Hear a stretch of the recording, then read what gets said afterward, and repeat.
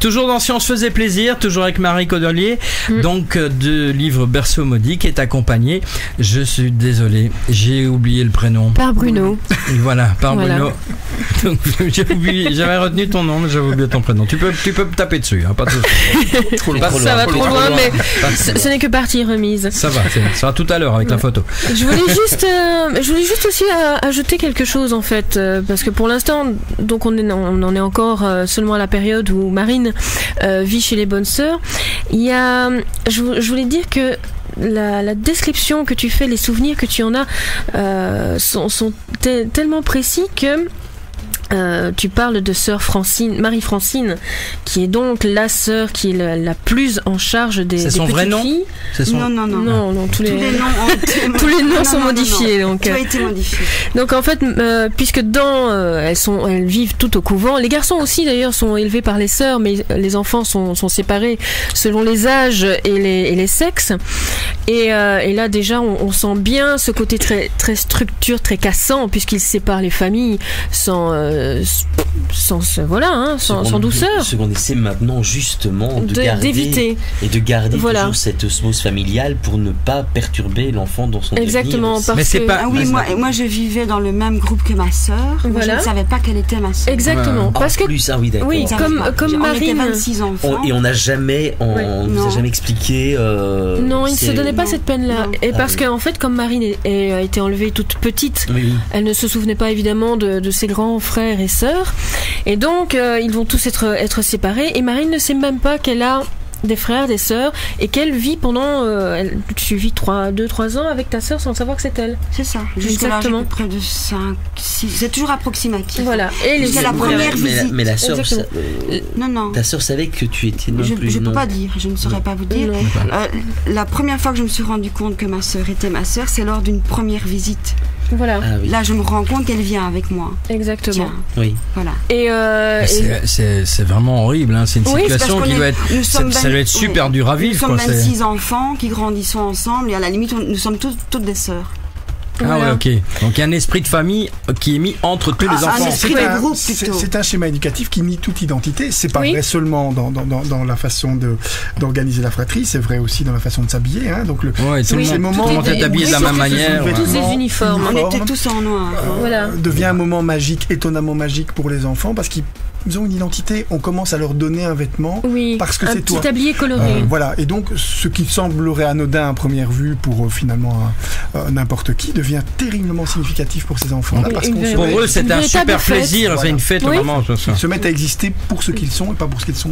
Mais quelque part, c'est pas aussi qui faisait ça. Est-ce qu'il y avait les moyens de faire plus, et comme il n'y a pas les moyens de faire plus, on va peut-être arrêter et faire apparaître quelque chose d'infime comme un cadeau, justement, parce qu'on s'est pas donné plus. C'est quand même l'intention pédagogique. C'est vraiment une intention pédagogique. Mais c'est horrible. Moi, nous sommes une société où ça me fait peur quand même. Nous, on individualise nos enfants parce que la société est individualisante. Dans une société qui prenait plus une identité collective, une obéissance massive, etc., cette pédagogie, finalement, trouvait à s'intégrer sans qu'on ait à redire. Je vais même un peu plus loin. Une pédagogie trop moderne à l'époque, qui aurait tendance à individualiser à outrance l'enfant, serait tout aussi maltraitante. Voilà. Parce qu'il faut être en osmose avec un système social. De toute façon, passer de l'un à l'autre sans passer par une période intermédiaire, en fait, c'est pas possible. Et là où on sent bien en fait que c'était le système d'éducation et que ce n'est pas en fait de la cruauté de la part de sœur Marie-Francine, qui donc est en charge des petites filles. Parce qu'au départ, on pense que c'est une femme méchante et cruelle quand elle explique façon dont la sœur... En lisant en diagonale, moi je l'ai compris comme ça. Hein. Donc, oui, on pense qu'elle est... C'est vrai que c'est une femme particulièrement colérique et assez brutale. C'est un faible mot. Hein. Mais là où on pense qu'elle est purement méchante, en fait, on se rend compte que non, c'est ce système d'éducation, puisque... Quand parfois elle peut faire plaisir aux enfants, elle le fait. Donc il y a des moments de douceur qui... Et c'est là qu'on sent qu'elle n'est pas foncièrement méchante. Non, il y a un tout petit reste d'humanité au fond de son cœur qui est bien enfoui au fond. Voilà, on lui a inculqué une manière d'éduquer les enfants. Mais on lui a indiqué ça, et en fait, c'est là qu'on se rend compte que cette pédagogie, dans un sens, est particulièrement perverse, parce que là où les enfants peuvent se dire tranquillement qu'ils peuvent haïr cette femme, tout d'un coup, il y a cette ces tabliers qui sont distribués, et même quand Marine rêve d'un petit tablier rose qui est tellement mignon et qu'elle a envie de l'avoir et que la sœur le lui donne, et du coup c'est comme si l'enfant s'achoppait sur cette douceur et trébuche et est déstabilisé par ça ferait oublier tout le reste. Voilà. Et c'est là qu'on se met que l'enfant ne peut pas faire autrement que d'aimer cette sœur tout d'un coup qui est si gentille pour elle. C'est très agréable d'entendre le livre aussi bien compris. Oui. Parce que c'est vrai que c'est le même mécanisme que le baiser sous la torture. Oui, ça crée une affiliation. Moi, ça me donne des frissons dans le dos. Mais c'est ce qui donne, je pense, la valeur au livre. C'est qu'on n'est pas dans le brûlot, dans le règlement de compte avec le bon petit diable, le gentil petit enfant et l'éducatrice hyper féroce. On est dans effectivement quelque chose de beaucoup plus complexe. C'est un livre facile à lire, difficile à supporter, parce que le contenu est compliqué. Tout à fait. Mais c'est aussi quelque chose qui intègre l'idée que c'est plus compliqué qu'on l'imagine. Mais il ne s'agit pas de désigner des coupables, des victimes. Mais le problème est là, c'est qu'en fait c'est révoltant et d'un autre côté on ne s'est pas montré du doigt. Voilà. Mais c'est révoltant.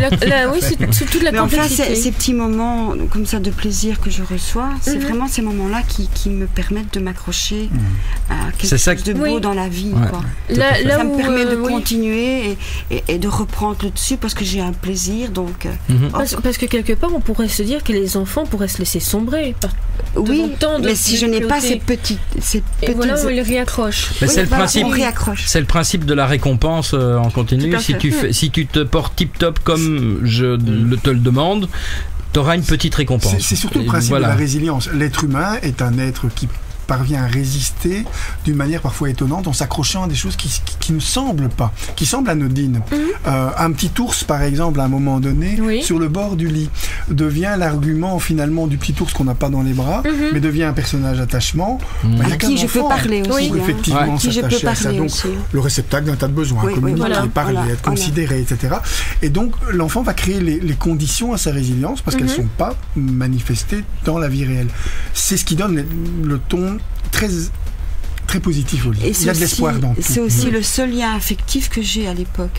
C'est le petit autocollant. C'est un petit autocollant en forme d'ours dans ma vie. Qui est posé en fait sur le lit. Parce que là aussi où on sent que les différences sont quand même toujours faites entre les enfants. Déjà il y a les petites filles du couvent et il y a les petites filles du village quand elles vont à l'école, puisqu'elles vont à l'école en dehors du couvent. Et là la différence est nettement marquée déjà dans leurs vêtements. Celles du village sont colorées, celles du couvent sont en noir, elles sont séparées par les professeurs, par les éducateurs, elles sont toujours séparées les unes des autres. Mais même dans le couvent, il y a encore cette différence. Il y a les enfants qui ont encore un parent, un papa, une maman, un grand-père, et qui reçoivent des cadeaux quand ils vont les voir le week-end, des paquets de bonbons, un petit ours, une poupée, et ceux qui n'ont rien. Mais c'est ça aussi qui fait que, étant enfant, je pense que j'étais finalement résignée. Je n'avais personne à qui accrocher, donc j'étais résignée à tout ce qui se passait et je n'avais aucun moyen de... tu subissais, tu n'avais pas le choix non plus. Résignée, ne pas avoir de solution contre tout ce qui se passe. La vie, c'est ça, quoi. Voilà. Allez, on va faire certaine soumission, finalement. On va faire un petit break, ça va nous permettre de respirer et prendre une grande respiration, car on en a tous besoin, y compris moi. Donc, on se retrouve tout de suite. Marco et Natacha, un couple d'enfer.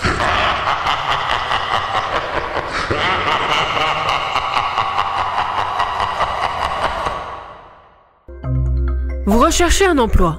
Une plateforme web originale de mise en réseau gratuite vous est dédiée. Mettez en avant vos compétences, partagez-les, rendez-vous visible sur le marché de l'emploi. Visitez Exploradis. www.exploradis.com